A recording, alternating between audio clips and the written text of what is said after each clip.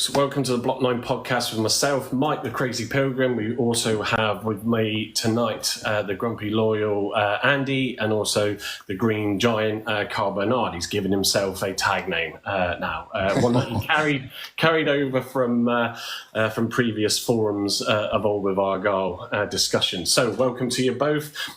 Big day of news today. Obviously, we were going to come in and just to preview the Stoke game on Saturday, but also review the Watford game last night, which we'll come onto and give a bit of a summary. But I think most of us are sort of keen to talk about the Whittaker news.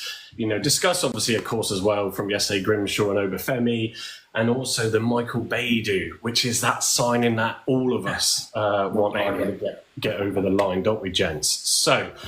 Thank you to everybody that's joined us so far. Tom, good evening. I can see a few that are coming in now, so that's great. Blaz, good evening to you, Blaz. Tom Mull, it's good to have you all join us tonight, and we'll have a few more come in. Blaz hopefully will be one of them, and a couple of others that will also come on and give their views. Crazy Cat Lady, Ronaldo.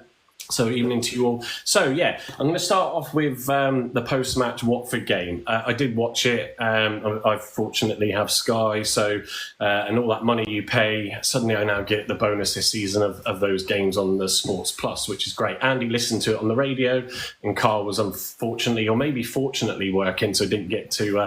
Very fortunate. Yeah, exactly. So we lost 2-0. Watford won the game at second round of the Carabao Cup. I know people say, it's just a one of those cups that you just don't, Mickey Mouse cups, I think is the term. But at the end of the day, thanks Blaz for the roses. At the end of the day, it's important, in my opinion, for some of those players that are not quite making the starting 11 to come out and show themselves. And obviously, of course, we had Dan Grimshaw's debut, which went from horrendous to spectacular all in the space of 90 minutes. Obafemi starting for the first time. And Zook's starting for the first time, not making his debut. I think that was against QPR, maybe, or if not, Hull, as a sub. So, yeah, the game wasn't great. It was very scrappy and bitty from what I could watch. To be fair, I started to lose a little bit of interest because it was just one of those where Argyle sort of, gave away a goal, silly goal, mistake by Dan Grimshaw, wasn't brilliant, but he then came on to recover from that with some, fantastic saves. Probably stopped the Argyle losing, to be fair, 3-4-0. But Argyle just struggled to make some final third attacking opportunities. Obafemi, I think, was a great asset in the game for me until Hardy was brought on and he was pushed more to the right. He was more central before that. He put some great balls in for Callum Wright, who managed to, with a gilt edge opportunity on goal with the keeper, to pass it back to him almost rather than smash it. And another one where he dragged the shot just wide after Obafemi won the ball actually in the opposition's half to create that opportunity. Soranola, I thought, did okay. A player that's been a bit fringe, and one that I've said myself probably isn't going to get many opportunities. But yeah, other than that, it was just, JB started. He was okay, actually, in fairness. But it was just not a great game, was it, Andy? I know you listened to it, didn't watch it. But didn't see it, mate. Yeah, very much the same. We looked weak all over the park, or we sounded weak all over the park. And RB England, you must be some sort of nut job going to all these away matches. I'll take my hat off to you, mate, because you got dedication there. It was a great vlog, by the way. But yeah, very, just said there like Blaz, underwhelming from our team. From front to back, you can't sort of blame Grimshaw for the sort of goal, the second goal in particular. First goal you could have probably got, but yeah, it's I've seen the sort of replay of it, and it wasn't an easy one to grab hold of. It slipped through his body really. But anyway, yeah, it's very weak. No leadership on the pitch. I think I shared with you earlier on, Mike. There was absolutely no leadership. I don't think Houghton is a captain. I thought he looked weak in all areas of the pitch until sort of Gibson came on, and then the back four at least looked a bit different and changed. But it was too late by then. Yeah, up front, that punch up front. Even trying to say that with the method of gobstoppers. No punch up front. No real sort of threat to their goal. Kind of right, couple of tame shots, but Baidoo wasn't in the game. I think Obafemi, he'd probably give a good account of himself, but he needs to be fed, and like Hardy needed to be fed, and they weren't getting that at all. No, he did. Obafemi did work hard to win balls though, which I felt he did against QPR and that when he came on. He's one of those that bites at the heels of the opposition players and surprised me with some of the balls he managed to get off because he's a strong player, isn't he? Yeah, he's got a good first touch as well. And Harvey probably saw better than I did, or we did, Mike, because we got the view from the camera, but Harvey was actually there watching it. You tend to see things when you're actually at the game rather than listening or watching on TV sort of thing. So you didn't get a full reflection of how the game went for us. Yeah, I'm just going to add Harvey and Blaz to the chat, but just bear with us, gents, while we, come to a bit more on that. Just to go over quickly some of the comments. I don't want to dwell on the Watford game too much because it was shocking.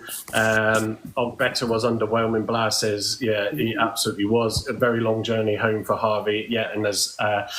Andy said fair play to you for the amount of away games you do. Harvey does also have a YouTube channel, so I'll get him to plug that in a minute so you can go and check his content, very popular on there. Sean saying we need to sign an attacking midfielder. Well, that could be happening as we speak.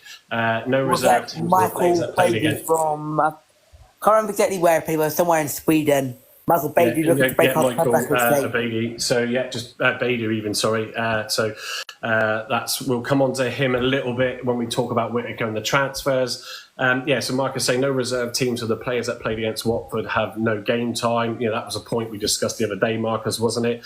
And it did show, but you'd expect certain players to try and step up to it. And I mentioned, the likes of Soranola. I still think he'll struggle to get into the starting 11, but, he wasn't too bad in fairness. Everybody's saying, yeah, we need that attacking centre, the creative defensive midfielder, etc. And that Baidoo is going to be one that will do that. Even in CBPAFC and Blaz. Yeah, so Harvey, I'm going to come on to you now because Carl, in fairness, was working that night, so didn't listen or watch the game, but you were actually there, so fair play to you again. So what was your thoughts as well from pitch side? No pressure, mate. Well, I'm still tired. I went work we got home about 3 o'clock. Oh, wow. Yeah, so I'm absolutely shattered. But, the game, I mean, that first goal, the Grimshaw mistake, I felt like as a goalkeeper myself, it's one which it happens in training. It happens in training all the time, and it was just unfortunate that it happened to him on his debut. But I feel like as soon as that went in, the game changed a tad. I don't know, obviously, how you see it on TV and how you heard it on the radio, but we attacked them a lot more for a team that's been unbeaten this season. Comfortably, and they still had quite a strong lineup. I thought that they did them well, and we just didn't capitalise on our chances, which is a thing which a lot of our fans know about from recent years. We got clinical goal. Obafemi really impressed me. I feel like for such a little lad, he don't have to do so well, and he's always on the move. He's a hard worker. I think him and Hardy could be a duo if we do play two up top this year that could cause trouble as they both just non-stop running. Grimshaw, yeah, like you said, he after his mistake for the first goal, I don't think he put much else wrong. 4 great saves, and ultimately he stopped it from being a cricket score. Yeah, but, yeah. From the grand side of it, we can focus more on the league now. Obviously, the FA Cup's coming up, but I think it was a good rotation, and it gives Rooney more of an idea on who he should start with on Saturday. Yeah, absolutely. Blaz, I've just muted you only because we were getting feedback from your phone.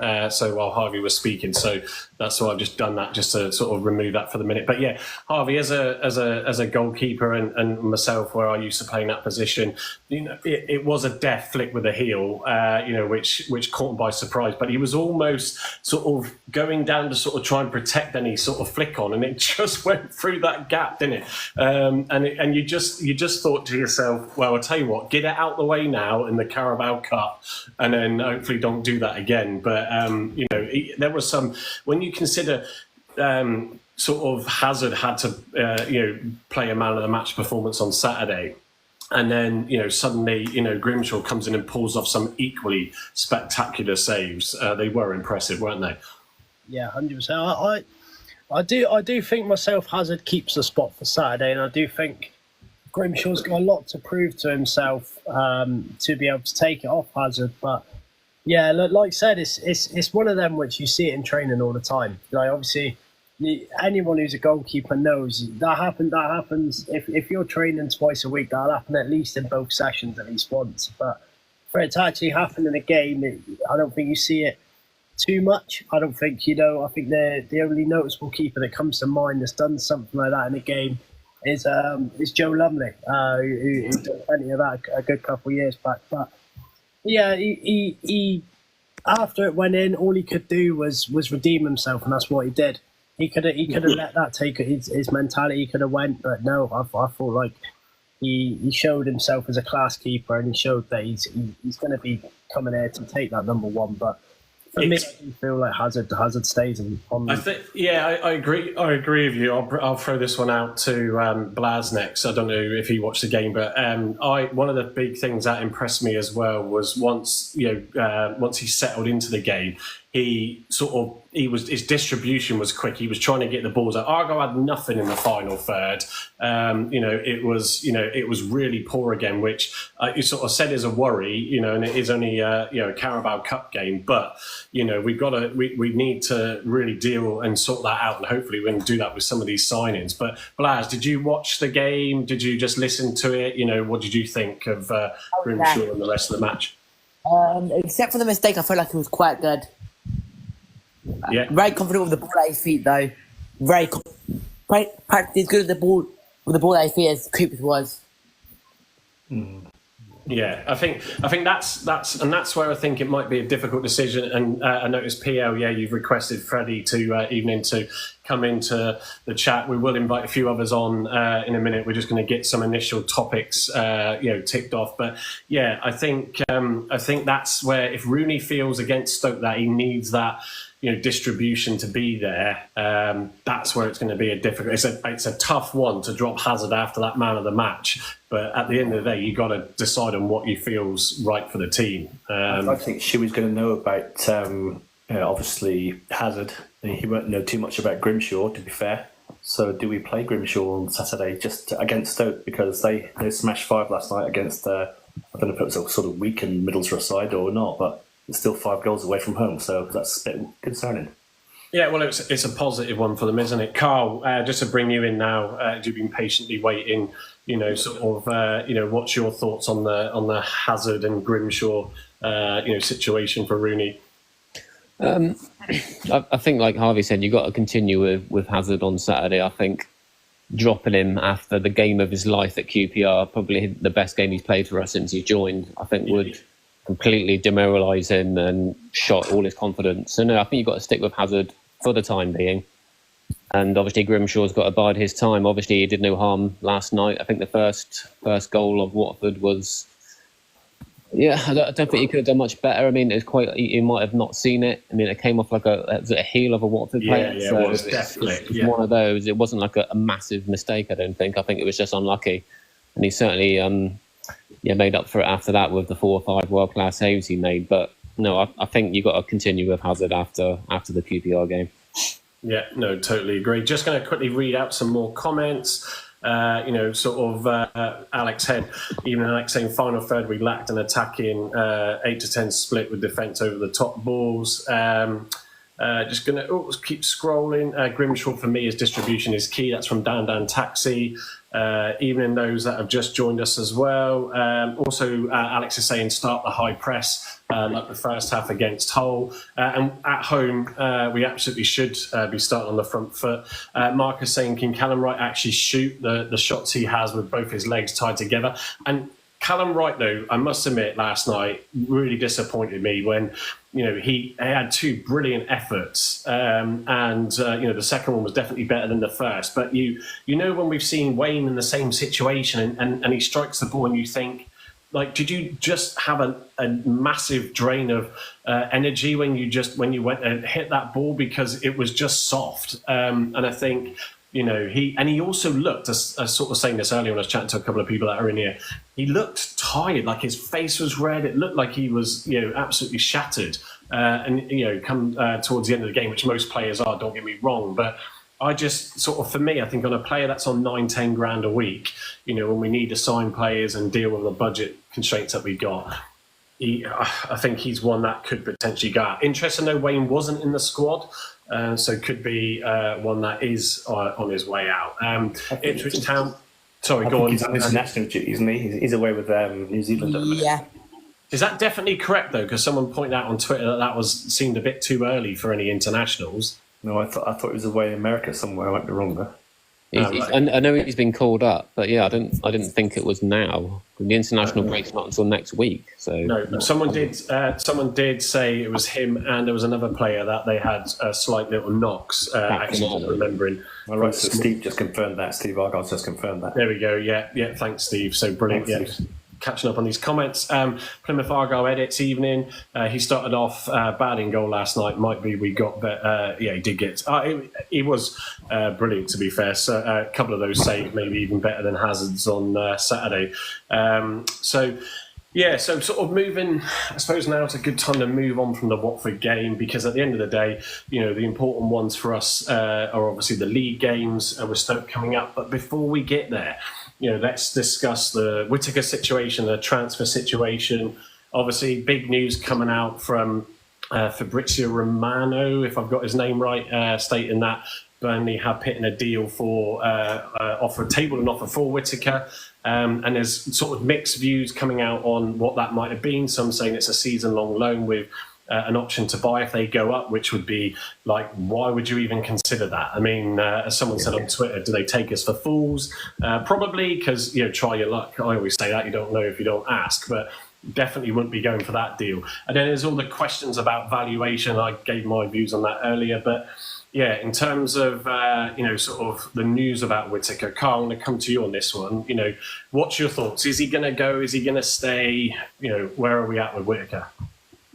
I think at the stage at the transfer window with only a few days left, I can't see it happening. I mean, if it was a couple of weeks ago, there's more time to kind of discuss fees and him to think about it. I just think it's far too late unless they come back with a really high bid that we can't turn down. But it wasn't the best of news to waking up this afternoon thinking, oh great, I thought the whole Whittaker thing's gone all quiet and it'll be here until at least January, and then slap bang, here we go. Someone's in for him. Obviously, the 7 million's been rejected, apparently, and no doubt they'll come back in with a higher bid. Oh, so sorry. Is that the rumour? Is a 7 million bid? Did you say? Yeah, it was on X earlier about 7 million, and we've rejected that. Obviously, that's just testing the waters, isn't it? That's just an opening bid. I'm sure they'll come back with a larger bid. But I think whatever bid we get, I think it's just too difficult to accept at the moment with the amount of time that's left, because I just can't see us identifying anyone in the next few days to get a replacement in. If this happens in January and we've got a few weeks to sort it out, then all right, that's fair enough. But I just think the timing is just completely wrong, especially with the whole Cooper saga that we've just witnessed the last week or so. So yeah, it's disappointing, but let's just see what happens in the next couple of days. Yeah, I think so. And sort of, Andy, I'll come to you next in a second. But guys, just sort of where you can, keep tapping the screen to get those likes. Also share it if you can with any of your friends on TikTok or on other platforms that you associate with. We got a great audience tonight, so appreciate everybody that's coming in. Andy, I think there's been mixed rumours, hasn't there, as well, in terms of his personal life. And I don't really want to go and touch upon that, but, because that's, not always great to talk about. But I think there's, for Whittaker, and especially in the whole, thank you for the roses, Alex, much appreciated. With the whole post QPR interview at the end, the famous one where Hazard dropped the Man of the Match award, he seemed to say that he's happy here. He highlighted that he would only really want to play top flight, and that's Premier League. I don't think we have an unsettled Whittaker, that's for sure. So I'm sort of confident, and I'm going to say on here that I think you're staying. I think you're the same view, Andy, aren't you? Yeah, I'm confident he's going to stay as well, because I think Argyle 1 would be foolish, right, if they let him go now, so close to the end of the window. If they let him go now, right, that's a big, big mistake, and I think that's something that we may not come back from, especially if we don't get Baidoo. If he stays until January even, he's going to get a chance to score a few more goals maybe, up his value a bit more. That would be fantastic. If his value skyrockets, I after scoring a few goals, then Burnley can pay 20 million for him. That's fine. The thoughts on him going? I really don't think he's going to go. All this talk about him and his fiancée or his wife or whatever breaking up, I think that's a load of tosh. I think that's just there to unsettle. And there have been talks as well about his agent sort of stirring things up to sort of try to get him a move. I think he's in his happy place. We brought him back here. When he came back, he was glad to get that sort of Swansea thing off his back, if you like, and to get to settle into a good team, and he's comfortable here with the team he's in. I think he's staying, and I think we're going to get Baidoo as well, just to bolster it. And I think we'll be surprising people, hopefully. Yeah, I mean that'll be good overall. I mean, Harvey, I looked earlier at Burnley's sort of recent signings, and sort of the values that people think what we should get for him, which are 10+ million. Which, okay, with add-ons you could say potentially. I don't think he's at that level, but they're Wakehorst, can never pronounce his name properly, but who joined them back in 22. I think it was 12 million.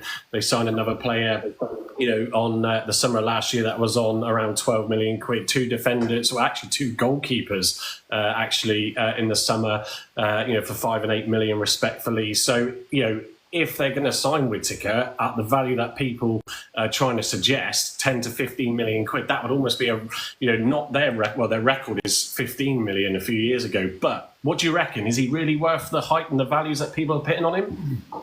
I'm not too sure. Personally, myself, going back to what everyone else has said, I think if Whittaker goes, it's not the end of the world as long as we get the Baidoo player in. I feel like with Obafemi, Sissoko, and if we get this Michael Baidoo, I think Whittaker going, we'd be safe until January to then go and spend that money. But I think a realistic amount that we could probably get for Whittaker is between 7 to 10. I feel like he's very hot and cold with his form. I think the end of last season let him down a little bit, which you can't really blame him. I think it was a whole squad. I think I'd be happy with any region to 7 to 10, because I'm pretty sure Swansea's got 25% of what. As Marcus just confirming that. Yeah. Yeah. So and I think when we sell them on, we've got to do the same. I feel like we've got to put them clauses in, and no doubt we definitely put it in for Coop, which is ultimately going to help us in the long run. You look even down here. Look at the neighbours across the road, Exeter, what they did with Watkins. The money that they've got for him since he's not been around, it's all extra money going into the pocket, and for a team like Carabao, we're still relatively small in the terms of budget, and if we can do anything to bolster it up, I think we must.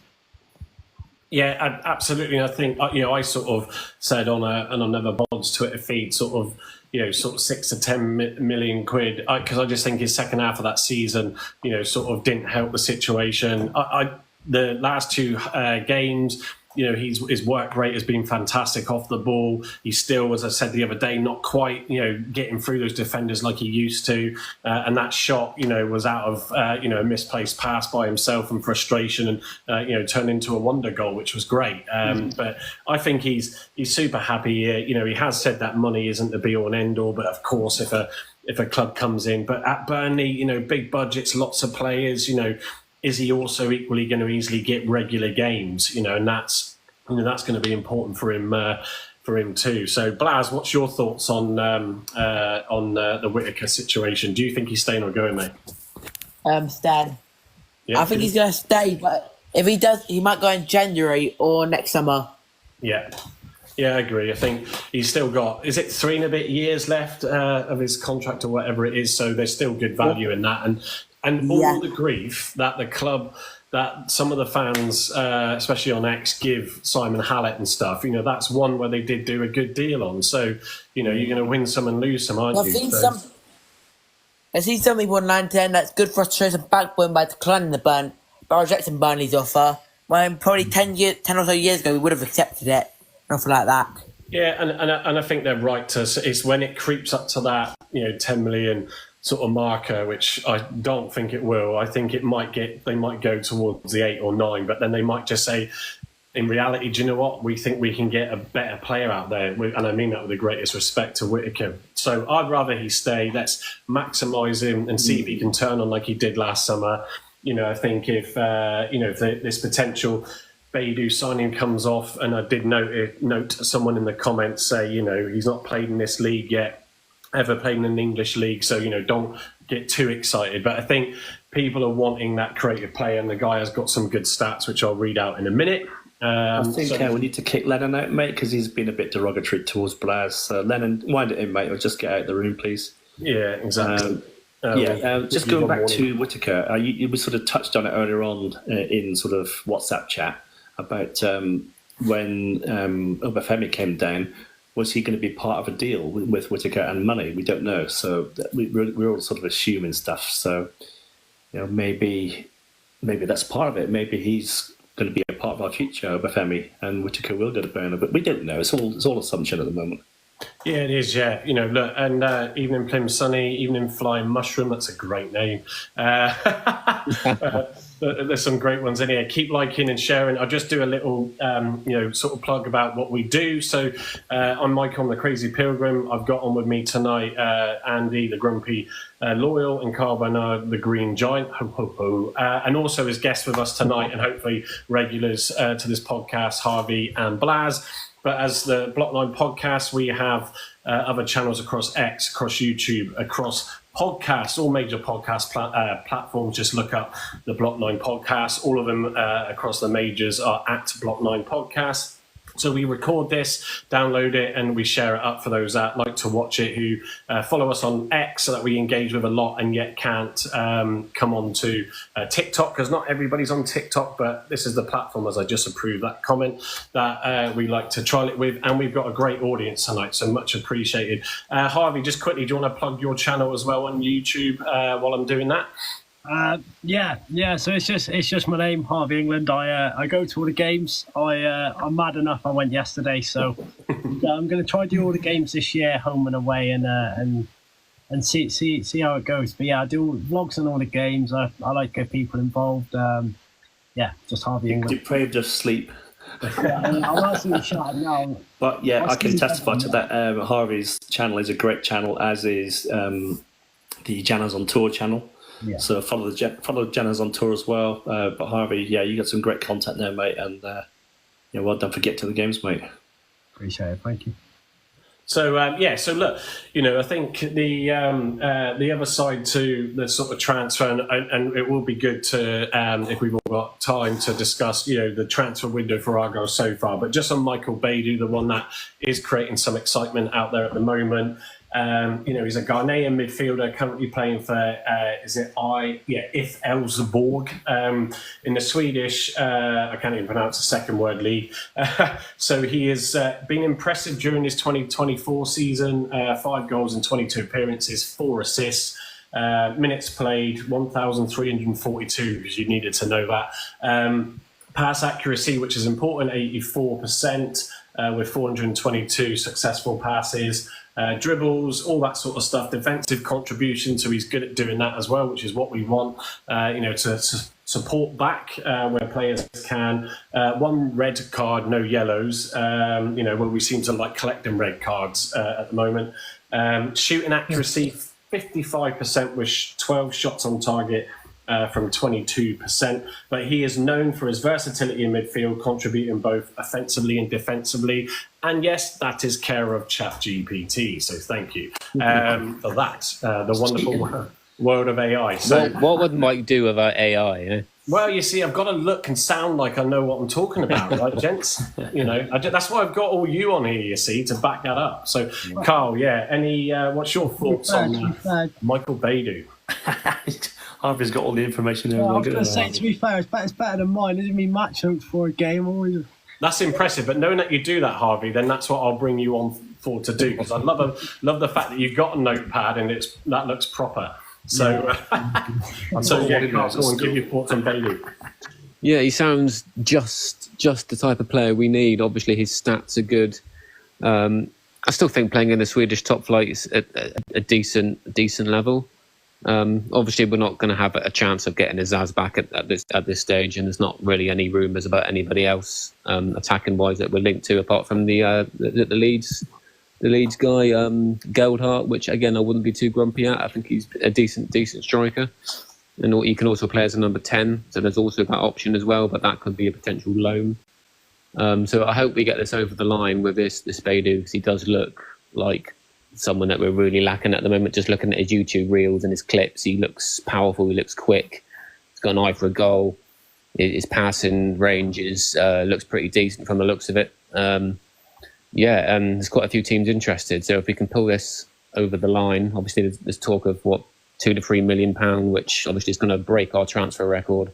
Yeah, so I think that would settle the fan base down, hopefully get some fans off Hallett's back, which again, everyone's jumping on his back again tonight on Twitter, which is bloody stupid, tagging him in posts and telling him to get out. It's just way over the top, you know. I wonder why he went off it for a few weeks. Well, exactly, and it's the last thing we need at the moment, I think, is for him to say, I'm fed up, I'm going to sell up and move on, because he's a big part of where we are.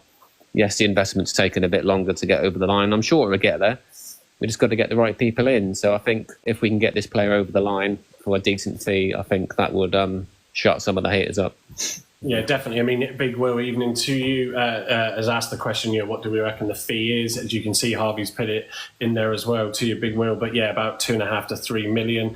And I think, look, they want to get the right player. And I always go back to everything saying, when it's not your own money, it's just so easy to just go ahead and do it, And I think, Hallett's been clear. He does the original 5-year plan. We sort of, caught that really quickly, and so that's sort of caught us out a little bit. Hallett doesn't have an endless pocket of funds himself just to go and chuck things, and potentially, because I said it before, that's exactly what the Stapleton and the guys did back in the previous championship days, and look what happened to the club. Yes, you've got to be sensible with it. Even Mikey Boy, who's joined us tonight, we'll bring you on later, mate, if you're happy to give some contributions. Jamie also asking, do you think Sunderland will get promoted this year? Obviously a Sunderland fan. Look, I think this league is so unknown with teams that you think and expect to do well, and others that end up not doing so well, surprise a few people. I know we've got Sunderland a game after the Stoke game, 2 back-to-back home games, and I think the Sunderland game is going to be the biggest test for Rooney. And they're a different animal this year. I'll tell you what, I don't think they've conceded yet, have they? I don't think they've conceded a single goal yet. They're not, wow. And they're looking really, really good at the minute, Sunderland. I've got a few friends who are Sunderland fans, and they're looking good. If they can maintain this start to the season, then when you get to top by Christmas, then got every chance of going up.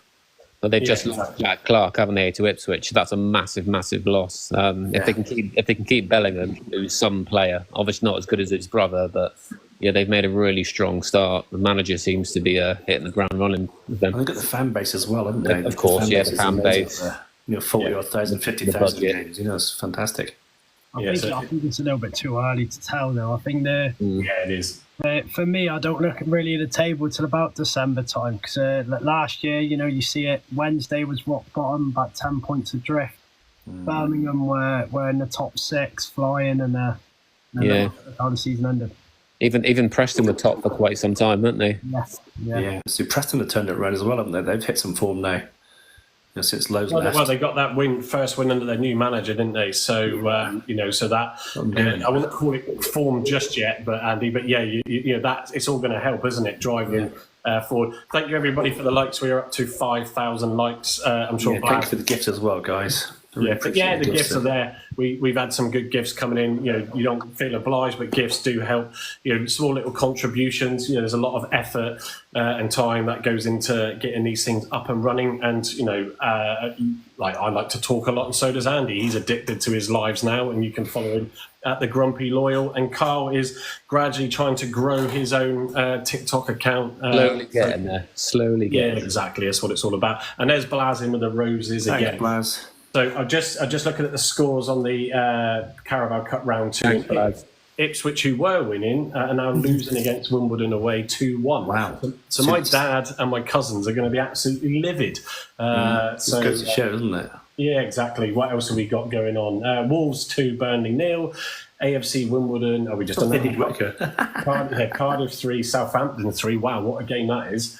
Colchester United 0, Brentford 1, Swansea 0, Wycombe 1, West Ham 0, Bournemouth 0, and Nottingham Forest 0, Newcastle United 1. But yeah, that Cardiff Southampton game, wow, that looks like a cracker to catch up with later.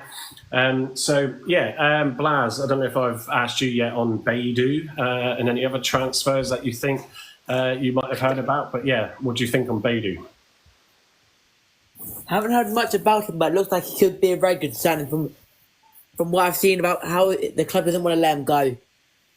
Yeah, well, I saw someone note earlier actually that they felt it might be his last chance to come into the English league. I think is it an Austrian league? Club that's also after him. So hopefully the English league appeal and the Wayne Rooney appeal might bring him, get him to sort of the club to release him and get him interested. What do you reckon? Yeah, that probably will be what happened then. Because I've heard he wants to join us, so just because he wants to join us, which is good. Yeah, exactly. Harvey, is there any stats? And thank you. Keep those roses. Yeah, thank you. I try and do that as people do. Harvey, is there any other stats and points from what I just read out that a human has picked up on that and AI hasn't that you can share? Oh, I don't know. I'm not too sure, really. Caught you on the hop now. Yeah, caught me off guard there. No, I mean, stats doesn't tell everything about a player. I don't think. I feel like they help. They show when a player's in good form, or they show the potential of a player. But I feel like it was said earlier, the English league is different to any other league, and I think most leagues are different to each other. So coming into you can look at it. Even as Grimshaw yesterday, the difference between League One and Championship, which wasn't even their starting Championship, it must have been a different pace for him. Obviously, that first goal was caught him off guard. But I feel like we do need that number 10. We do need someone who is a sort of a box to box. I feel like we haven't really had a box to box like that since Panuccio Kamara, and the impact he had on the fans was great. So if we can get Michael Baidoo in, and he has shown promise of this box to box attacking midfielder that can bring us joy, then I think I'd agree with most of our fans, and it'd be silly for us not to chuck in these offers for 2.5-3 million. We've got the money, why not spend it? Yeah, exactly. I mean, it is there is a case of taking risks at times, isn't there? And I think every fan is waiting for the club to bite the bullet, and I think they're sensibly looking at it. I would like to hope that the Whittaker Burnley deal isn't something that they're relying on or waiting on as part of this. I think if we can sign Baidoo and Whittaker stays, with Sissoko on the opposite side, I think, and Obafemi, the pace, and the creative chances that we'll have will be, sort of frightening. And just picking up on comment, I see Carl's come back on reply to that, but evening lads, he said, sorry if this has already been answered, but who would you start on Saturday?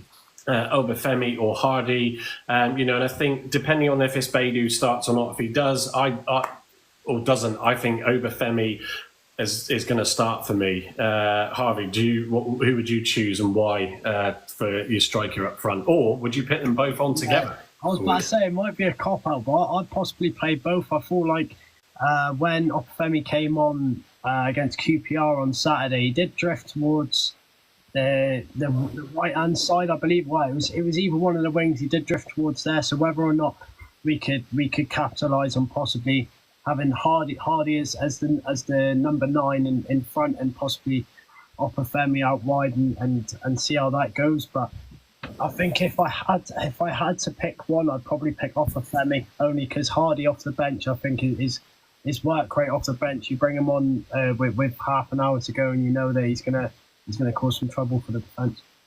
Yeah, absolutely. Carl, what's your thoughts? I'll be tempted to actually play them both. If we're going to go 4-2-3-1, I would maybe try Obafemi as a number 10, obviously with Sissoko on the left, Whittaker on the right, with Hardy up front. I think that could work. Play him as a number 10 until we get Baidoo through. Because even if we do sign him, he might not have international clearance anyway. So, option. just spotted Mikey Boy would have a say in it. Is there any chance? Yeah, I've just brought him in, so that's he's there now. So evening, Mikey Boy. So go on, on that question of Obafemi and Hardy, where do you stand, mate? Yeah, all right, boys. Difficult one. I've been really impressed with Obafemi. He kind of I like how he's kind of settled into the team. He reminds me a bit of a Championship Ennis. Yeah, he's not like a tall. He's not like a tall guy, but he's good at holding up the ball too, and he's like puts himself about a little bit, which I think is what we've been lacking. And obviously, that was one thing I was going to say as well. Is obviously, I don't know where obviously everyone settles, but obviously against like Stoke as well, the only like one of the things that I had like complaints with Shuey is we kind of like he struggled to play against physical teams. Yeah, and we got a bit more like physicality this season. I feel like, so I'd definitely put Obafemi up there. Just to like maybe like for the first 60 minutes, I'll get Hardy to come on second half. Yeah. I think that was that's the most noticeable thing. I'm just going to mute you again, Blaz. Sorry, because I'm just getting some feedback. But that was the most noticeable thing for me, even last night with Obafemi as well. Just before I finish that off, Wayne Stevens, evening, mate. Guy used to work at our place.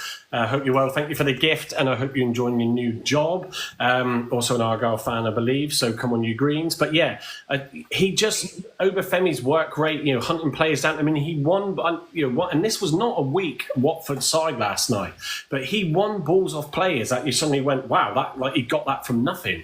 And that's Hardy. I've said it many a times. Is probably the best stamina rate of anybody in the squad, but he isn't got that pace, and he doesn't, as you said, Mikey, have that physicality. And Obafemi, for a short guy, wins a lot of balls that are punted up, and that we wouldn't normally get. And so it's exciting. I agree with Harvey, agree with Carl, etc. on playing them both up front. I think if you've got a choice of other positions and other players that you want to consider, and only could choose one of them, I think I would definitely start Obafemi. Blaz, who would you be going for on out of those two? If you unmute yourself, because I've muted you, don't forget. If he's there, I'll unmute him, but I can't actually. Okay, Andy, give your thoughts, mate. My thoughts. So I'd jump with on the same sort of bus as Harvey. Really, I'll start with them both. The only difficulty there, having both of them up front, is that they're going to need feeding, and who's going to feed them? If you get, if Whittaker's playing in that role, and you're going to have people feeding the ball through to them, or one knocking the ball on for the other. I think with pace-wise, that Obafemi is going to be a top player for us. Hardy is always good for a goal.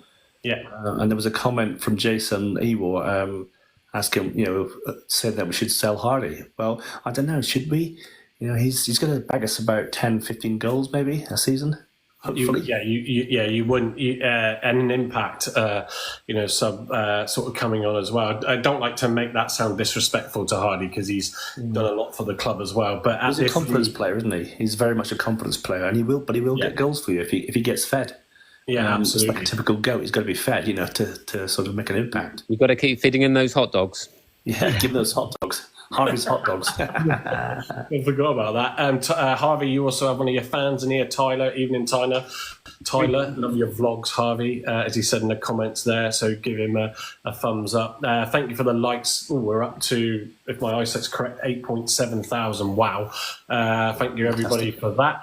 Any news on the midfielder? Well, Tyler, you come in just a little bit late. But yeah, we just discussed the options on Baidoo. We will be posting this up to our YouTube, and you'll find us on all major podcasts. So just search for Block 9 Podcast, and you'll be able to then listen to those bits earlier on in this session.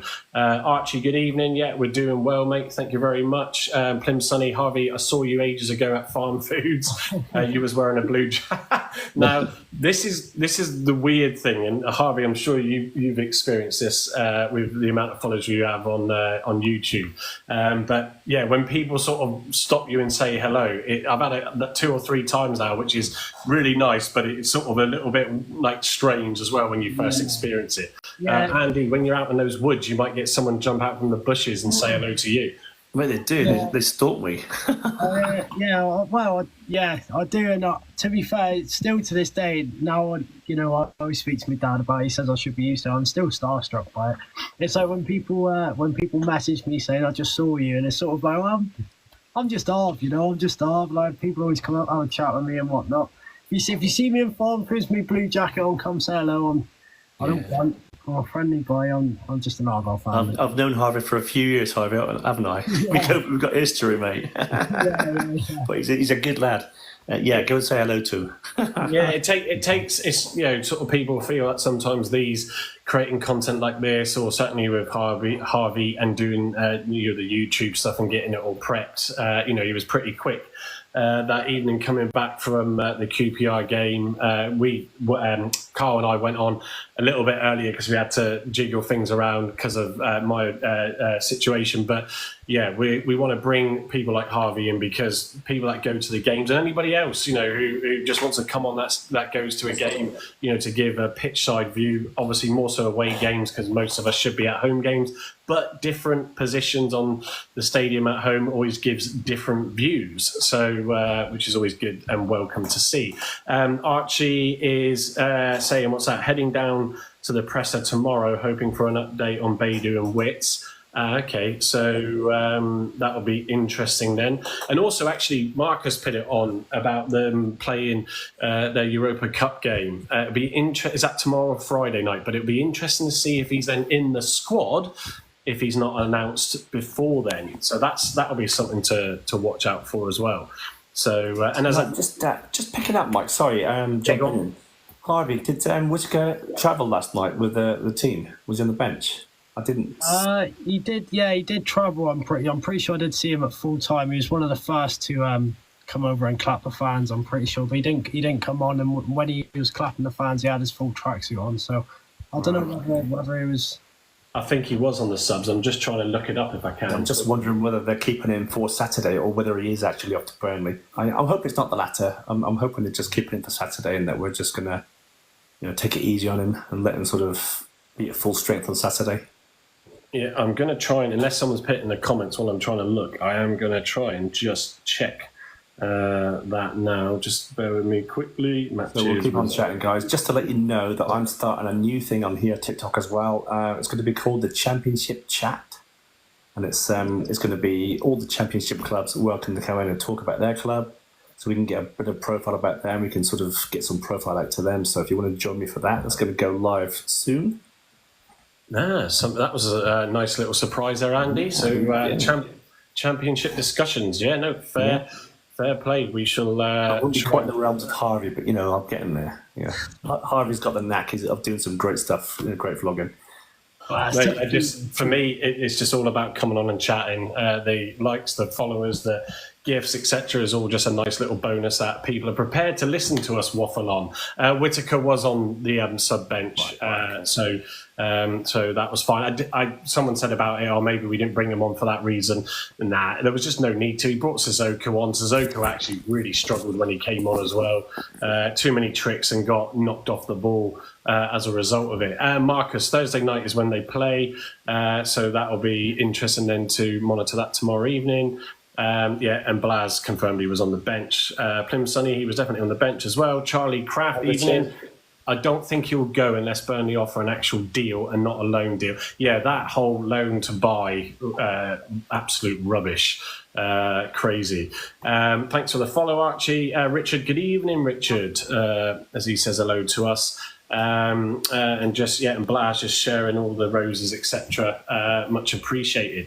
So, anything in terms of the general transfer market for Argyle? Been a lot of activity, a lot of sort of loan players. Souks and Poulsen being the main sort of purchases. I think full transfers, unless I've missed that. I think JB's still alone, isn't he? Sissoko, TJ. Ogbeta, obviously, we bought in actually Grimshaw. He was on a free, I think, wasn't he? Grimshaw and Obafemi.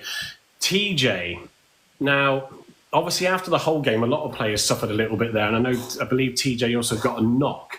But yeah, what are we thinking with the opportunity for TJ? Mikey Boy, I'm going to come to you on that one. Any thoughts on him? It's a difficult one, because I remember I was saying about him last time I was on. Yeah. Ideally I want to see him play a little bit, because, like I said, obviously he's a big lad, and I feel like that's what we've lacked a few seasons.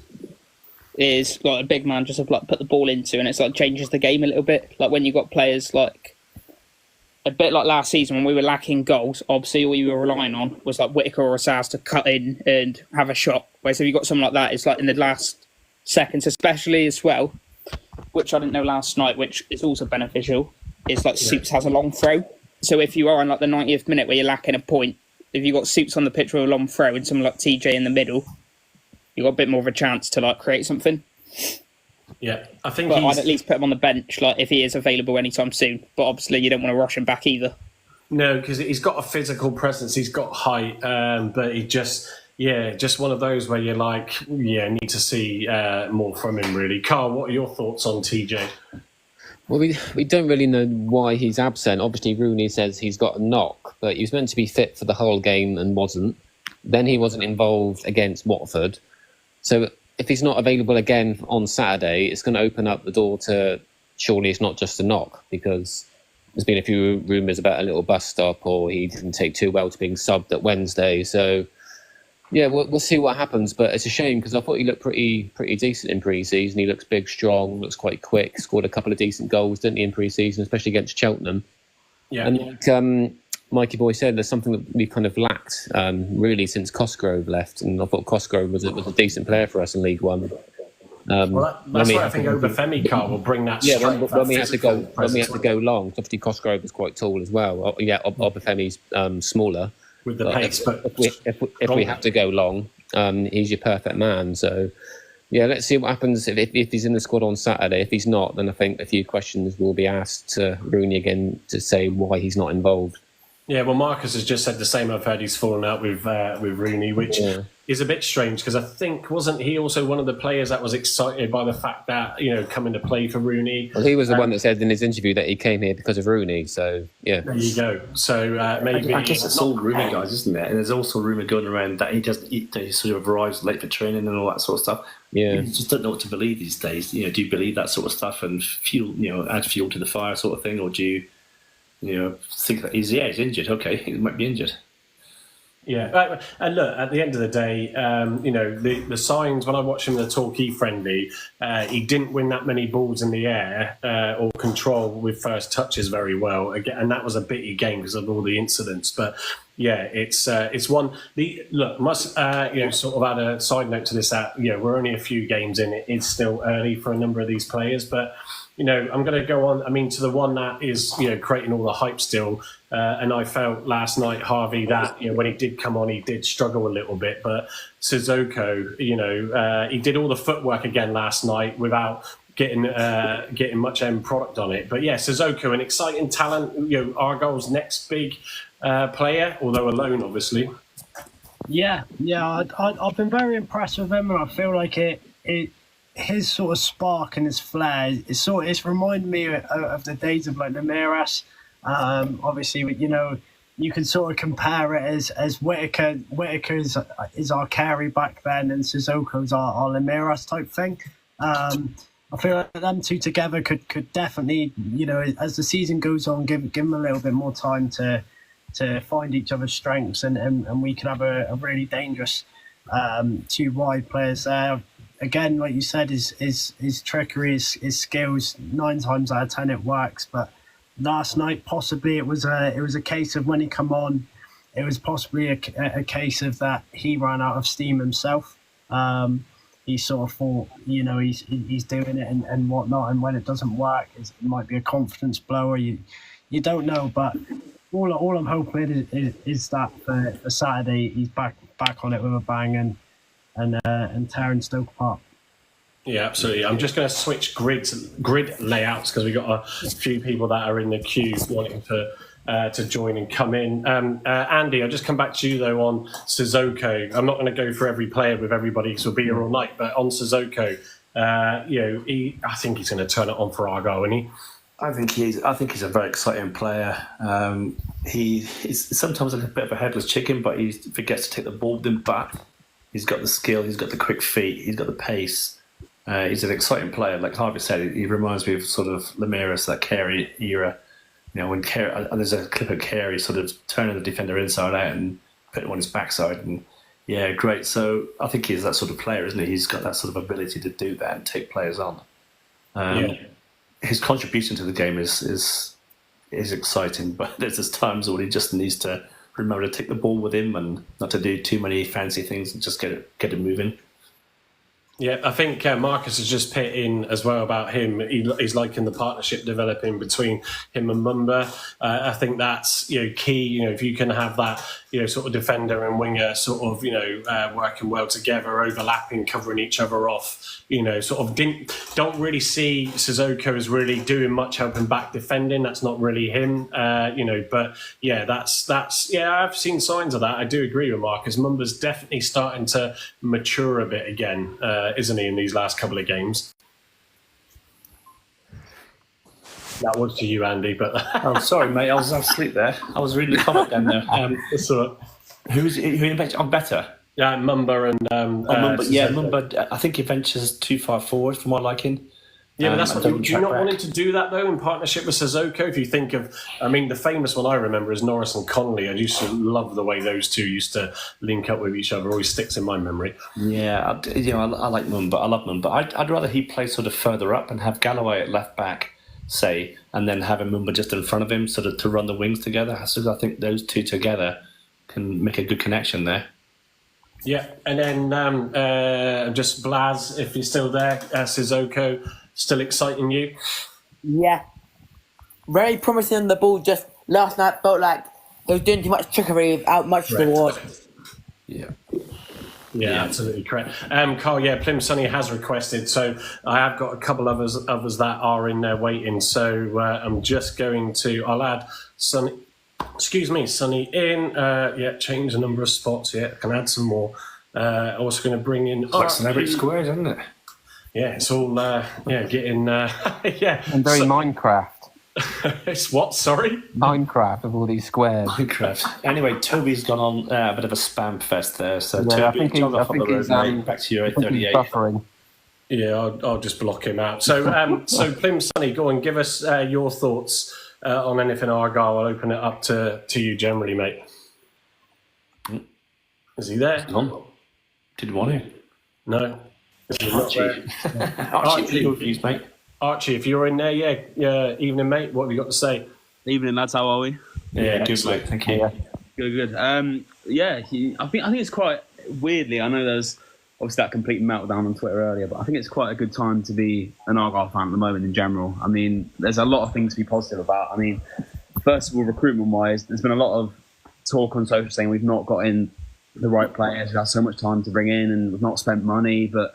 I mean, there is a thing called a loan fee. I think Sissoko, I think that must have cost us quite a bit. Obviously, absolutely. I reckon Tajani as well. I don't know what's happened with him as of late. I don't know what's gone on, whether it's just an injury or if there's speculation stuff behind the scenes. But I think we have had quite a good window. I mean, obviously with this Baidoo chap, if we get him in, I mean, that'll be some signing, especially for the money the fee that's being rumoured. But no, overall, it's a really good time to be a Plymouth fan. And I think we've just got to keep being positive and looking forward. Yeah, well said, mate. I think Archie. As Andy just said, is I think you could, in things generally in life, you could just always look at the negative side to everything and just work down that route. We've mentioned before, but we won't bring them up again. Someone that is on X and used to be on YouTube. That is, and look, I get it that you're not going to please everybody with the Rooney appointment and everything else. But the one thing that you have to do, whether you like it or not, and the simple way is what you can't change, don't worry about, which is easier said than done. And trust me, I know that myself. But get behind the team. We're not going to throw loads of money. We haven't got this big investment in yet. Rooney's not stupid. I saw a comment earlier on X about the fact that, do you think sort of Rooney is a bit annoyed with the fact that Hallett's not backing him and all this sort of stuff. I categorically disagree, because at the end of the day, going into the interview process, Hallett and the guys would have laid on the table where the club is. Those managers would have known that, because the last thing they would have wanted is for a manager coming in and using it as an excuse when results aren't going their way, or we haven't got the players. We got to respect this, that, and the other. So it's good to have. Appreciate you coming on and giving your contribution. I'll keep you in there for the minute, Archie. We've also got Finn PFC and Plymouth Sonny's finally got in. So Sonny, I'll come to you quickly. Go on, mate. What do you want to say? Archie. Are you there? Yeah, Archie. It's what? I'm saying behave to Archie, but he's right. What's he just said? Oh, I can't say it's in the chat. You'll have to go through the chat, mate. Oh, fine, okay. Something about a feeder, Mike. You what? Sorry. Oh, Something yes, about yeah. Sorry, I didn't want that name said on this channel. Finn PAFC. Good evening to you, mate. What do you want to say? Hello, boys. You alright? Yeah, not too bad. Hello. Right. I thought last night was a bit disappointing, but obviously we didn't get through to the third round. But I thought since the Wednesday game, we've been obviously quite well playing at home as well, and also obviously we could have got the win against Hull, but unfortunately we didn't. Yeah. And I think this new Obafemi guy, I think obviously watching the game last night, I thought he was a good striker. Obviously, I thought he had a lot of work rate and wanted the ball quite a lot. And but I think Saturday it's a big game. Obviously, coming up against Steven Schumacher again. Old Argyle manager. I think we should do pretty well. And it'll be good for a wing. And I like this new Sissoko guy. I think he's got quite a bit of flair about him. What I think Argyle have been missing out for a few years as well. So Yeah, fair point. Yeah, no, look, it's good. Obviously, you're a young lad, young Argyle fan. It's pretty obvious from your voice. So yeah, look, it's great. Really positive from the sounds of it. What do you predict the scoreline to be then, Finn, on Saturday? I reckon if we played how we did against Hull, I reckon maybe 2-1 Argyle. Yeah, take that. Like that. So like yeah. that. No, do like that. But No, hopefully look, we can bounce back from yesterday's result and hopefully get a win. Yeah, absolutely, mate. Look, appreciate you coming on. Stay in touch with us, and we're more than welcome to bring you in future games. Now, Plim Sonny is trying to get. Are you there, Plim Sonny? Can we hear you yet? I know he's trying to get in. I can see he's there, and he's not sure. Major Tom. So Marcus has put in the comments, and coming on to that player as obviously one of the signings that we made after Scar abruptly jumped to Wrexham. Fair play, 3-year contract at his late stage in his career. Why not? So I thought last night, and again, it's not the best game to judge. And also when he came on, against QPR and he created that chance that should have been a penalty.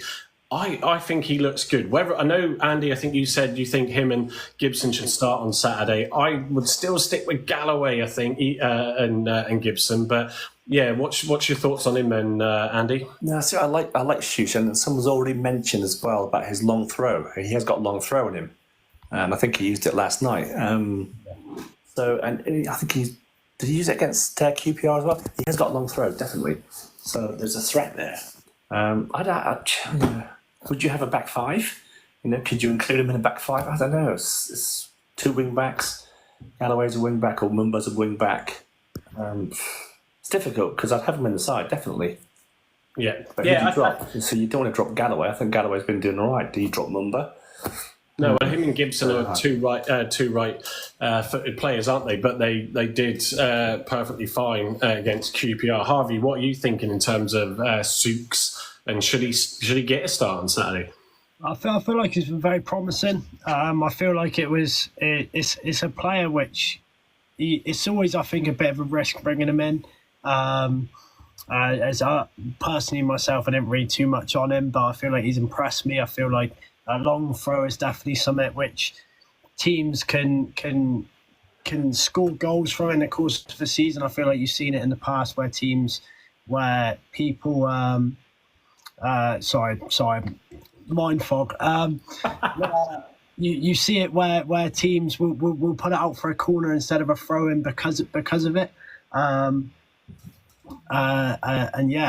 feel like give him some more time, give him a couple more weeks, let him settle down more, and I'd love to see him possibly start getting some championship minutes. Yeah, I think considering the investment in him, but it's great though because we wanted competition for places, and that's what we're getting. Everybody's sort of stepping up, which I think is really good as well. Mikey boy, what's your thoughts on Zooks? Yeah, a bit like what Harvey said, is that Farsi was a bit of an unknown quantity a little bit. You always have that kind of fear as well, I think, at times. Obviously coming from a different league and not being experienced, you're a bit but yeah, I said earlier, he's got a long throw. If you can get someone like TJ fit as well, having him in the box with Suits' long throw, he looks promising. I don't think he'd done anything wrong last night. He was solid enough, kept the foot right. It's difficult. I would like to see him start on Saturday, but then both Galloway and Gibson, obviously, they didn't do bad, and we were hanging on with 10 men most of the game on Saturday. So I think for that reason, you start with Galloway and Gibson, but Suits is definitely an opportunity you got there to come on. Yeah, I think that's the exciting thing, isn't it, Carl? Sort of come to next is that, the more that these players in these competitive positions, like we said at the start with Grimshaw, pitting in an equally man of the match performance, he was clearly for Argyle last night, and then Hazard against QPR. There is that, Rooney's got some confidence, I think, when he needs to bring on fresh legs, especially where some of these teams will come at us quite hard. And defensively, I think we have been reasonably solid, except for the Wednesday game. I think Carl, he's a good one to bring on or start, and Gibson and Galloway or whatever happens, whoever starts and comes on. There's good options there now, isn't there? Yeah, we've got competition for places in some key areas now, which is good, which we didn't really have last season. That's why they all played most of the season. We're all knackered by the final 10 games. So it's good to have some competition. I would throw Such straight into midfield, maybe alongside Randall. I'll still keep it the same at the back, but maybe bring him a bit further forward, but still in a defensive role, which I believe he can play as a CDM as well. So I think that's worth looking at, because obviously Forshaw's obviously suspended. Yeah, I'm not overly sure on Houghton either. So we've got to continue with Randall. I'll put Such in midfield with him in a defensive role and see how that works out, to be fair. Yeah, no, it's definitely an option. Blaz, what are your thoughts on Zooks before I move on from this? So, Blaz, what's your thoughts on him? I feel he should be starting against Stoke in that defensive midfielder role, but I feel he should go into that left back role so Barley can attack, so Member can attack a bit more. I'd say in attack, when we're attacking, have Zeus go to a left back and Barley pushes forward a bit more. So we're not left with a gap at the back. Yeah, no, and I think actually before I move on from him, Harvey, because you were at the game, what was your sort of view on Suits' performance? Yeah, I don't think he really put a foot wrong. I was quite impressed with him. I don't think, since I've seen him start playing, I don't think I could point out a fault of his. I think possibly if he is playing in that back two, he needs either a Gibson or a Galloway next to him. I feel like he needs someone who can sort of still show him the way, if that makes sense. Yeah, with English football, yeah. So I feel like the inexperience is gonna be a little bit of a challenging one for him to overcome. But I feel like that's only going to take time. Yeah, absolutely. Ian joining us as we go through. Sorry, Andy, 2 seconds. Trying to keep up as people are giving their views. But Daz is the latest one I can see in there. I thought I saw an Argyle Archie join. Might have been different to the Archie that we had, but guy that if he is in, he might not be, but who does pop for Pilgrims. Love listening to that. So Andy, as you were going to come on there, but I'm going to throw this one at you. Og better. He impressed a couple of people, that I was with at Torquay, but yeah, he's really, and again last night he was going for, but then gave silly balls away. It's just, I know he was a free from Swansea and recommended with Whittaker, but well, not necessarily by Whittaker, but sort of had a chat with Whittaker. But yeah, he's not really stepped up yet so far, has he? Not yet, no. He played 44 games for Bolton last season, including a Wembley final, and that's League One level. So is he right for Championship level? Like most of those players last night, are they ready for Championship level? I still think there's some players that are struggling in the Championship. Some who I'd call established players, like Houghton, for instance. And it's not criticism of him; it's just an observation. But anyway, Og better. I think he's going to get better. But he's going to again. He's going, sorry, excuse the puns. But, no, I think he's going to get that game time, isn't he? And if he's not getting the game time, then he's, what's he doing? He's not getting the game time, is he? It's just, No. So you need to play him. I think that, and I missed the opportunity to use that. Andy. There we go, Mike. You need like a multi-platform with all these extra functions that are sat on these lives. But yeah, I think at the moment, Mike, he doesn't fit in the side, which I feel sorry for him because they obviously brought him to the club for a reason. So whether he's got a future, whether he needs to develop a bit more as a defender, I don't know. And just going back to Shush again, hasn't Shush played in the midfield in the area? He can do. I think Carl said that before and seen some stuff. Yeah. He can play. I mean, maybe that's a role for him, and having a back four, of Galloway and Gibson, with Edwards and Mumba, and then having Shush in the midfield. Would that work? Because I think, Yeah, I don't know. It's a different option. I don't know, Harvey. What's your thoughts? You see a lot. I'm not brilliant with tactics and all that sort of stuff, so I'll never try and claim to be. But yeah, what do you think? Sort of, could you play him in a slightly different role potentially, as Andy said? Yeah, I could see it 100%. I feel like with the absence of Forshaw and Darko JB not playing to a high enough standard of what I think every Argyle fan could say of the expectation which we had last year, I feel like it definitely could be an option to possibly for Saturday confuse Shuey a little bit by putting Snooze and Randall or Snooze and Houghton. I think possibly I would prefer Houghton and Snooze to start just for the experience. Then he's got alongside him, and then obviously with Galloway and Gibson in behind him, he's secured. But I definitely like to see it. I feel like someone said it earlier. I feel like on Saturday we need to utilise for these new players we've brought in that Shuey isn't going to know much about. I think that's the best we're going to get out of the game. So Shuey's tactics can go overboard. Yeah, no, I think there's lots. Mikey, you just picked some thoughts in the comments. You want to speak those? Yeah, obviously I think Suits could do a good role as like a defensive midfielder. The one similarity I was going to give, I don't know if you guys or I don't know how many people remember him a few years ago, but we had Songo. He was brought in as a centre half, and then he got moved. He looked better as a CDM. He was there to win balls, and whether that's the same with Suits, he just gets pushed a little bit further up.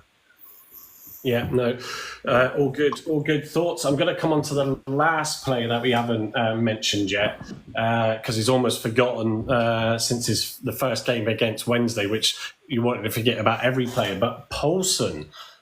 So, Carl, I know he's been injured, so again, it's another one of those where it's hard to really sort of see, isn't it? But I just sort of... He was brought in for experience. I think Edwards has firmly shut him out of claiming that right back, hasn't he? I think so. I mean, he's just got his bide his time, hasn't he? I don't want to keep going over the Wednesday game, but he was just really, really dire, wasn't he? He got skinned left, right and centre. He looked slow. Now he's obviously picked up an injury.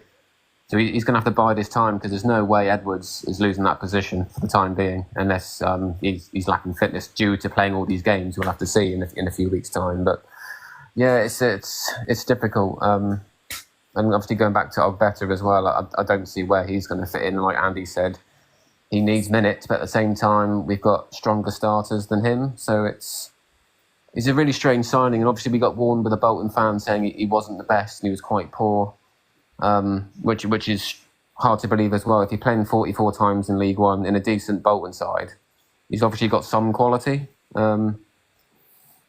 But again, where does he fit in? It's difficult, and you can't loan a player out that you've just signed either. So again, he's going to have to bide his time with Poulsen. Yeah. Obviously, we've got the international break soon as well for 2 weeks. Obviously, hopefully these guys will get over their injuries and start pushing. Obviously, the senior members of the squad. Yeah, no, absolutely. Harvey, I've blocked that guy, by the way. So for those comments, don't accept them on here. Also, we don't mind our position fans coming on, even Exeter ones if the banter's good. But if you're just going to mess around, then we won't bother. P.O. Freddy has been keen to come in and give his thoughts. You don't have to give it on Poulsen, but you can if you want, mate. But yeah, what have you got that you want to bring to the table tonight? I think we need... central midfielder, another central midfielder. So in terms of additional to the likes of the Baidoo, the attacking midfielder that's been noted, or do you mean the likes of Baidoo that's been announced? Likes of Baidoo and someone like that can play with Randall as well in the middle. Yeah. Who wants to, Blaz, do you want to give some thoughts on that? Yeah. Yeah, go on, fire away. Caught you off guard there. Sorry, mate. Dial-up internet. I need to find my charger. My phone's about to die. Yeah, no worries. Andy knows about that when he was doing a live this morning. Tell me about it. And I think I'm just... I like how you've got the badge in, Freddie. Very clever. Thank you. What badge is that? I get the too badge small in. for my eyes. I need my glasses. So yeah, Mikey boy, go on. Do you want to give some thoughts on Freddie's comments?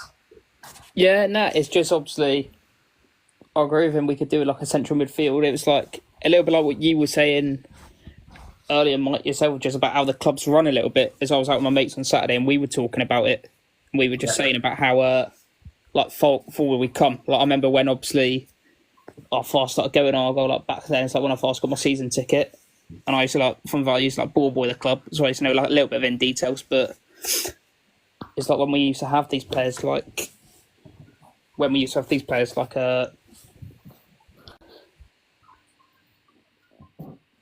when we used to have these players like Curtis Nelson, Hartley, we had them all free, and we'd rarely like spend money. Yeah, no, absolutely.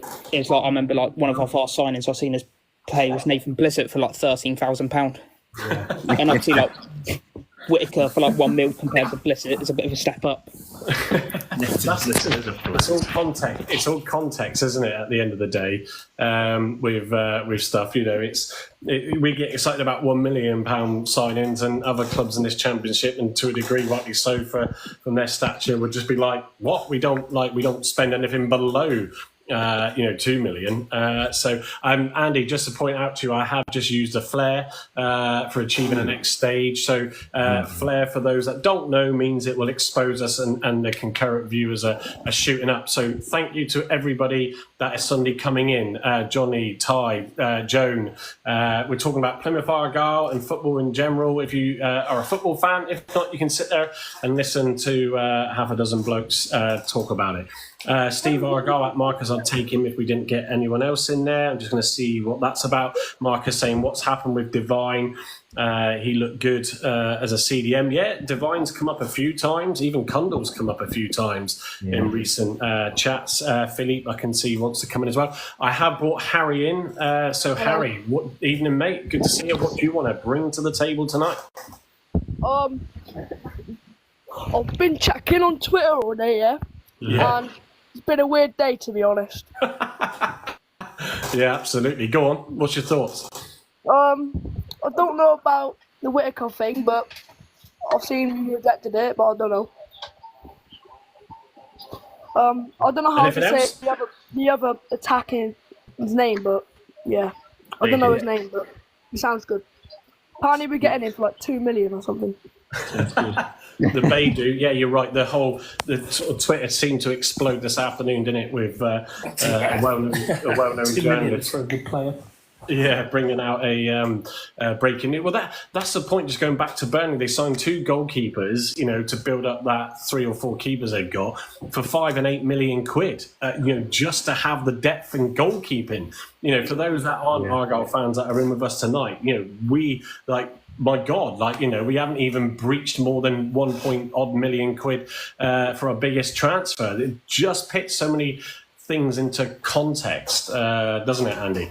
Yeah, it does. Yeah, you think Burnley spending 20 million on players, Leeds spending 20 million on players, Leeds players going out to other clubs for 20 million plus. It's just like crazy, and we can't compete with that. We haven't got the money as yet. We're waiting for these investors. When they do come in, hopefully we'll spend a bit of dollar. But we don't want to, we don't want to sort of be sort of stupid about it either. We don't want to throw money at something that's not going to work. No, exactly. I think that's the exciting thing, Harry. I mean, even I think it's Archie just saying it. We're crying out for that creativity. Yeah, we've said it on multiple pods here and again tonight. And if Baidoo can come in and be that bright spark, and I think in retrospect with Obafemi and what I've seen from him so far, I think he did create some chances, so I think he will come forward and come back and help build those chances. If we don't get the likes of someone like Obafemi Baidoo coming in before the window shuts. So that's why I want to see Obafemi start. Absolutely. Philippe has joined us in probably a different room to you, Carl, was he? Yeah, he's upstairs in his games room. Games room. Wow, how good is that? I love a games room. So, come on, Philip, give us your thoughts on. I know you've been listening for a while. Bloody brother over there. Say that again, Harry. I've got to share a bloody room with my brother, and he gets a gaming room. How lucky! Mate, just it is what it is. Yeah. So hopefully, some stage you'll be able to kick your brother out. I don't know if you're the oldest brother, sibling, or the youngest, but yeah. So go on. That was it. Go on in, Philippe. Give us your thoughts, mate. Unmute yourself. Don't forget. Thoughts on Watford? I feel like we played all right, and that attacking wise, second half we were decent, but defensive wise we were good. Are you being sort of tickled or annoyed by your assistant? The fact that you're almost trying to say that with a straight face and nearly lost it. I think is Sophia still up, Carl, or has she gone to bed? No, she's still up, mate. It's 10 o'clock and I'm starting to lose my shit here. hey, no bad language. Remember that. We don't want to get banned after suddenly getting in. So also just want to reiterate, thank you for all the likes. People tap that screen. Any gifts that many have given tonight is much appreciated. We've got a lot of new people that have joined us. Care of the Flair. I think that certainly worked, Mike, hasn't it? The flares seem to boost the numbers up a little bit. Yeah, it's good. Look, and it grows as we continue to grow. So we appreciate all those that have joined us. Archie is going to have a lie down. I think I saw in a dark room comment earlier. Really good, mate. Can you imagine Hazo just in 10 in front of Whittaker, Sissoko, and Obafemi? Yeah, wow. It could be exciting, couldn't it? A couple of other comments. Hazo, good evening. Welcome to the session. Do we smash pick transfer record, or will it be the same old Argyle with a 19-year-old loan from the Prem? Well, look, to be fair, that's an interesting point in terms of Prem. I thought Rooney would have gotten a few more English loans than because we haven't got any, have we, effectively? I thought he would have used his contacts, but maybe Tom Cleverley has beaten him to that with a bigger budget. Yeah, probably. I thought he would have had a few more, obviously, contacts with United still to get some United lads down here on loan. Maybe that's potential for January if we've got any spots or if any loans get recalled. Because obviously at the start when he first came in, we were linked with Sonia Joffrey's son, weren't we? For United, in the academy. Obviously, one of his sons is in the Man U academy. Looking at some of his reels on Instagram and stuff, he looks like he's got some of his dad's quality as well. So give it a few years, we might be getting Wayne Rooney's son in if he's still here managing us. Well, anything's possible. And also we've got Evening Ben Izaka. I don't know if you're, sort of a brother of Freddie Izaka. Let us know if you are. Certainly going to miss him over the next, the games during September. Archie also saying, can you just imagine? Sorry, Andy did read that one out. I'm just catching up. Yeah, thank you, TikTok, for telling us that we're doing a great job. Thank you to those that are just joining in. There's so many appearing, I can't keep up, but keep tapping the screen to get those likes. Much appreciated. So I know we've sort of discussed this coming into it, throughout the session tonight, but obviously the Stoke game on Saturday, followed by the Sunderland game. Is that the following Saturday? It's not a midweek, is it? Arguably the Sunderland's the biggest game. And I think, in terms of test for Argyle, I mean, it'd be nice if they get... Oh, say again? Stoke will be tough. Yeah, don't get me wrong, because of the whole Schumacher situation and all that sort of stuff, and they'll want to obviously recover from that. Yeah, 2 seconds, Harvey. I can. Yeah, sorry, Andy's just muting you. Just bear with us. But yeah, I think off the back of 2 defeats, they'll be looking to get a win again. Definitely, obviously, Schumacher want to do it. I think Schumacher will get the odd boos, but I think there should be a good reception for him. There's no reason why there shouldn't be. But yeah, I'm going to sort of say Stoke. I'm going to go 2-0. I don't want us to concede. I'd like us to keep a clean sheet. Harvey, what do you think? It's very tough. I feel like, Argyle coming into the game screaming for their first win. We need to get it under the belt at some point. And Stoke coming into the game after a massive confidence boost going and putting 5 past Middlesbrough last night. I don't know. I really don't know how to call it. My dad's normally the one that's good at the score predictions. And what's he thinking?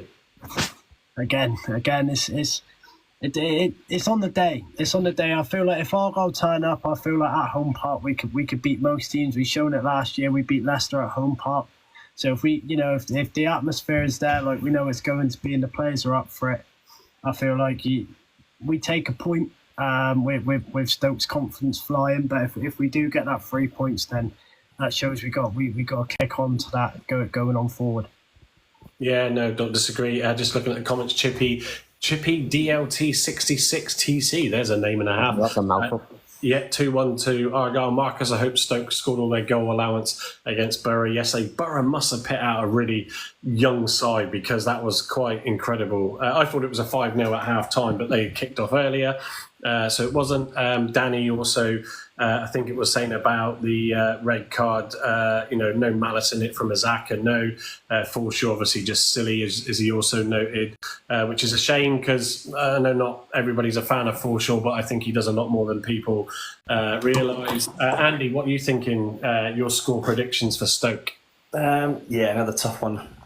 I'm gonna go with the draw again, because I think Shuey will done his homework on us. He knows all about us. He knows all about our strengths and weaknesses. He knows about all the players that we're going to go for in the transfer market. So I think he's going to have done his work on us, and I think it's going to be a draw, and I think that'll be a good result.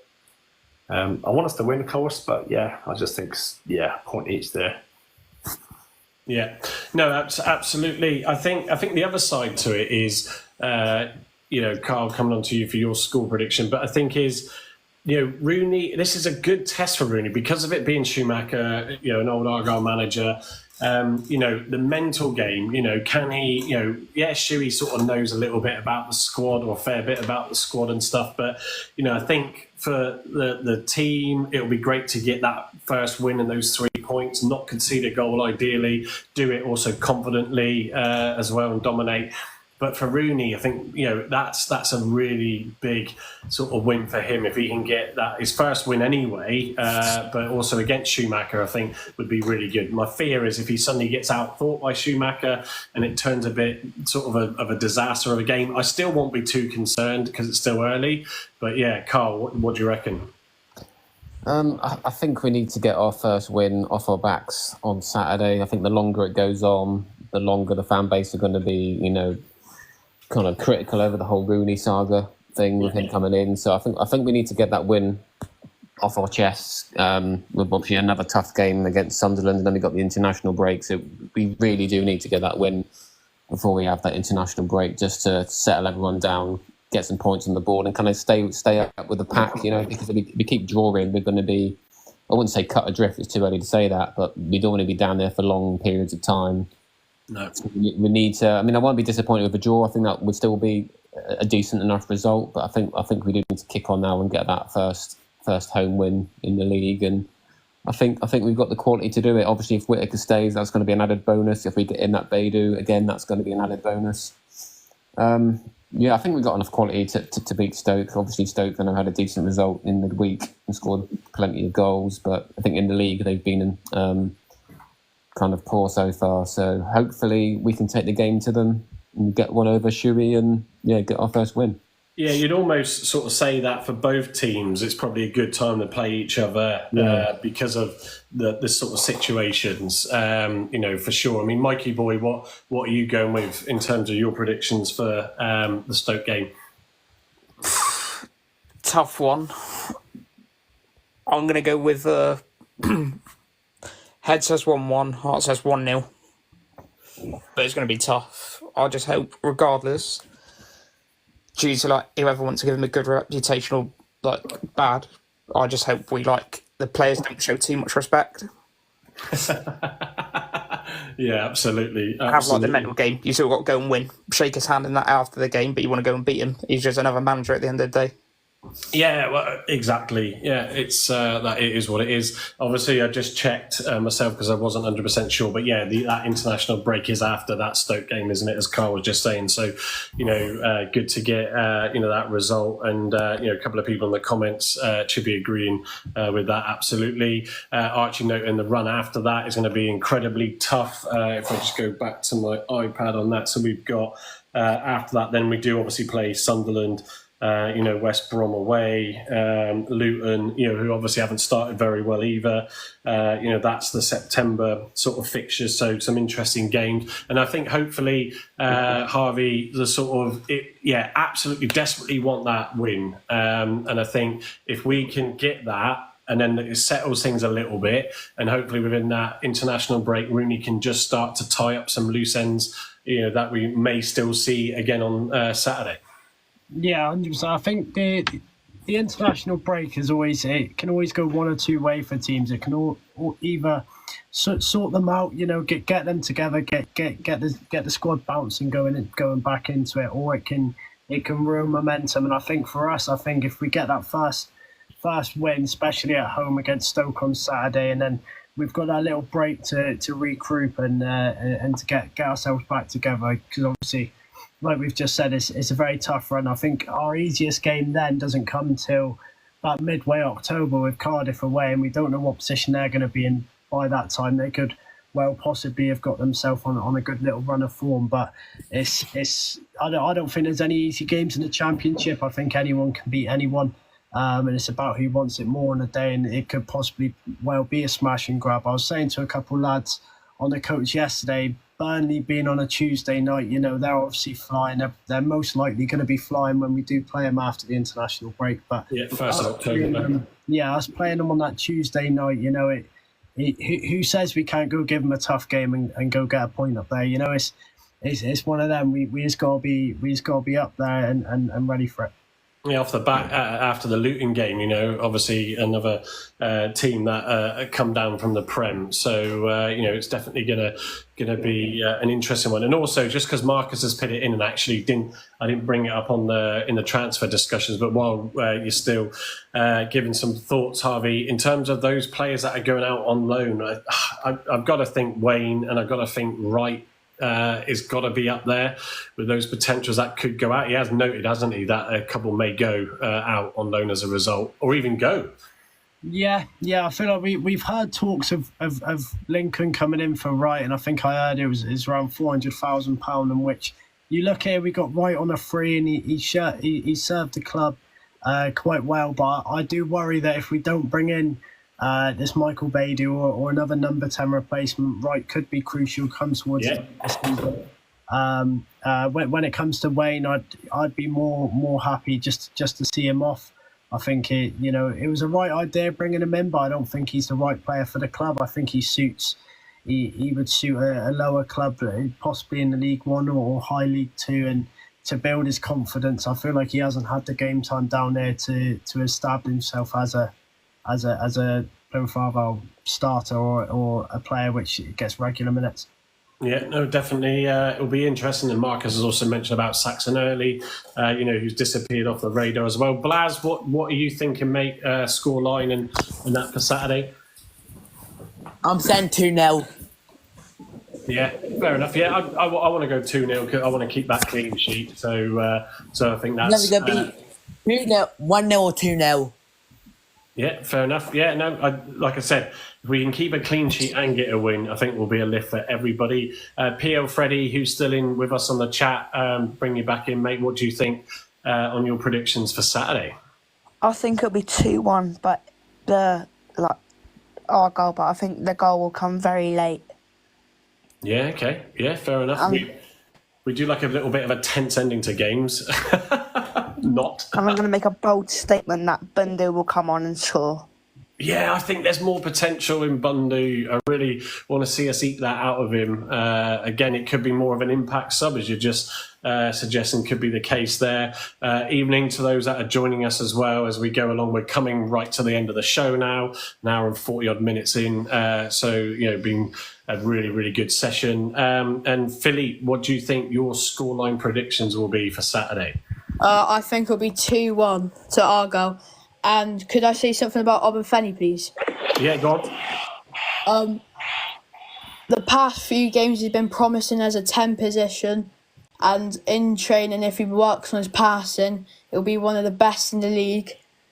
And I feel like he'll rip Stoke to pieces on Saturday. Yes, love that. I love that attitude. Good positivity. Yeah. Absolutely brilliant. Yeah, just excellent. Harry, I brought you back in after Andy booted you out. Come on, me. But I saw the banter in the comments. But yeah, go on, mate. What's your score predictions for Saturday? Score predictions? 3-0 Argyle. Look, even take that, better. Look at that. Way to come back in. We did that. What they did to us. Yeah. That's that, mate. totally different circumstances. So yeah, appreciate, and Andy, thank you for the dragon's egg. I've dropped a few gifts as we've been going on the live. Some of them have funny, fancy animations, but because of the grid view we're in, you don't always get to see them. Blaz and anybody else who's gifted have been much appreciated. We're going to call it there, gents. Really, really good session. Really, really good. Following in the pod tonight, it's been an interesting day. Obviously, the Whittaker news has definitely helped generate a lot of interest. Let's see what happens over the next 24, 48 hours. Fingers crossed we get that, creative midfield, if it's Baidoo or whoever it may be. Thanks, Archie, for the comments. And it's, fingers crossed. But we're going to leave it at that. We will pick up again probably Sunday evening. We'll go back to our usual. We'll decide whether or not it'll be 8:30 or 9:30. I think, as Carl was noting in the chat, WhatsApp chat the other day, we won't worry too much about what's going on elsewhere. So we'll probably aim to look at 8:30 again rather than pin it any later than that. So hopefully Harvey, Mikey, Blaz, obviously Carl and Andy, of course, and everybody else that's come and joined us tonight can join us again. And fingers crossed we get to celebrate a win and have more positivity. So thank you, gents, for everything tonight. That's right. Yeah, cheers, guys. Thanks for dropping in, Harvey. Thanks for dropping in, mate. Harry, thanks for dropping in, mate. Yeah, and we shall catch you all. Mikey boy and Blaz. Yeah, absolutely. Guy. So many, you see, tonight to mention, isn't there? So, yeah, thank you, everybody, and we'll catch you on the next episode of the Block 9. But remember, this will be on YouTube later. It'll also be on all major podcast platforms. It's at Block 9 Podcasts, also Facebook and Twitter.